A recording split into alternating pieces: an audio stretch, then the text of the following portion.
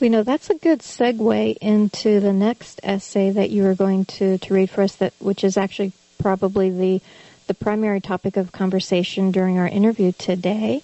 Would you like to go ahead and start reading that essay? Sure.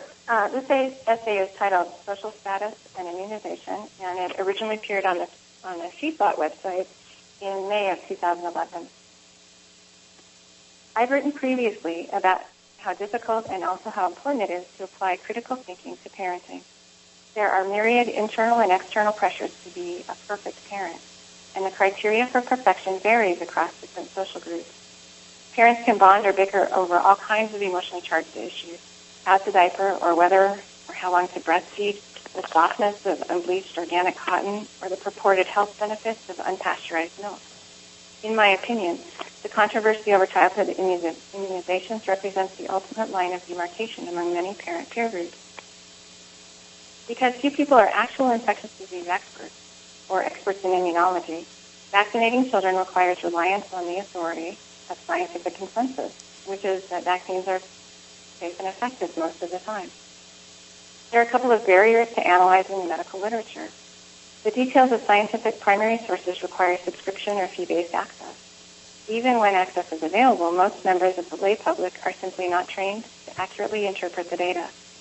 I rely on secondary sources, primarily science-based medicine, for an accessible and credible overview of literature. It's straightforward and matter-of-fact, which is exactly how I like to consume scientific information. Unfortunately, science-based medicine is not as seductive or emotive as purveyors of medical misinformation, such as Mothering Magazine.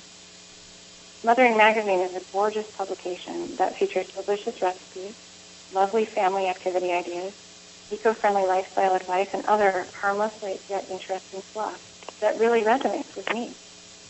Unfortunately, readers also encounter a great deal of medical misinformation. The format taps into fears of inadequate mothering and offers countercultural solutions that will finally make one a good mother. It's very seductive, especially when it elevates even mundane parenting choices to self-righteous political positions. Of course, Mothering is strongly against vaccination and provides all kinds of sciencey sounding language and anecdata to support this position. It's very hard to sort out credible information about vaccines, and I have a lot of sympathy for parents who choose not to vaccinate. It's even more difficult when anti-vaccination confers social status. I have long thought that alpha moms jockeying for position within parent groups contributed to decreasing rates of vaccination. More recently, I've been thinking about the larger societal pressures that influence anti-vaccination. I was inspired by a discussion in the comment section of a Science-Based Medicine article by Dr. David Gorski regarding Mothering Magazine's potentially deadly medical advice, including a plethora of vaccine information and HIV denial. The entire comment thread is worth reading because there are a number of very bright people who contribute a great deal of interesting insight. Below is an excerpt of my small contribution. Science-Based Medicine commenter Wind-Driven asks, so what drives Mothering's readers?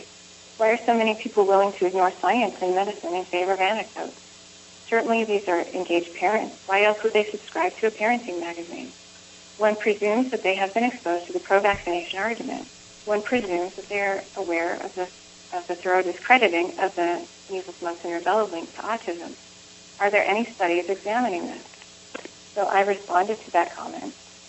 I've actually thought quite a bit about this, and I have some ideas about what I think might be going on.